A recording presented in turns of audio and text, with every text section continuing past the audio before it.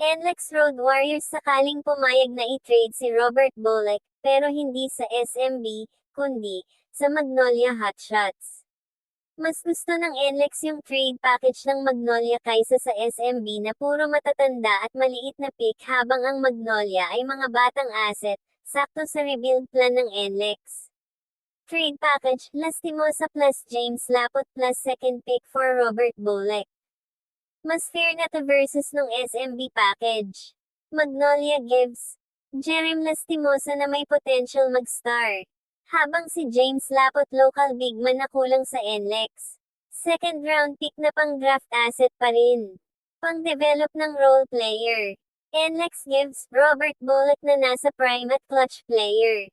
Kung matuloy ang trade, Jerem Lastimosa at James Laput plus second pick para kay Robert Bullock. Ito ang epekto sa Magnolia Hotshots, solved na ang kanilang problema sa scoring. Si Robert Bullock ay 18 to 20 points per game guy. Wala sa Magnolia yun ngayon. Si Paul Lee scorer pero streaky. Si Robert Bullock consistent. Si Robert Bullock yung tipo na bigay mo sakin bola, last shot. Yan ang kulang ng Magnolia ng finals versus TNT. Perfect fit siya kay Ian Sanggalang para sa pick and roll. Instant contender, from playoff team naging title favorite agad. Robert Bullock plus Paul Lee backcourt na magiging best 1-2 punch sa PBA. All-in move. Tamang timing kasi prime pa si Robert Bullock. Ito ang epekto sa NLEX Road Warriors, nasa rebuild mode agad. Ang nakukuha nila si Jerem Lastimosa at James Laput plus second round pick ng 51st season. Ibig sabihin tinanggap na ng NLEX na di kaya mag-champion with Robert Bullock. Mag-iipon sila ng assets.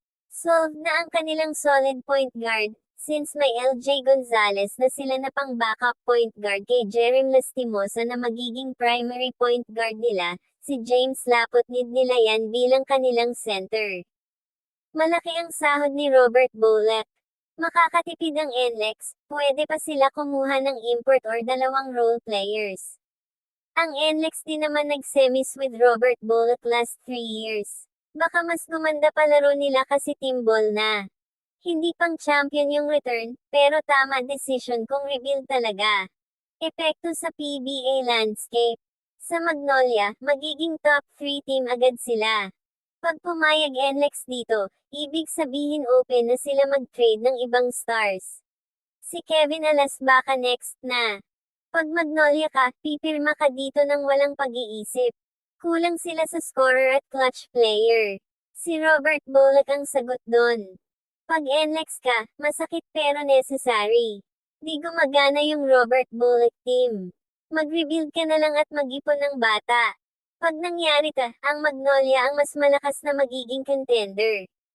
Ang Magnolia Hotshots ang panalo sa trade na ito, pero kung fan ka ng NLEX hindi ka magagalit dahil tama lang mag-rebuild sila, mas masakit yung nakastock SI Robert Bullock sa hindi naman kaya mag-semis.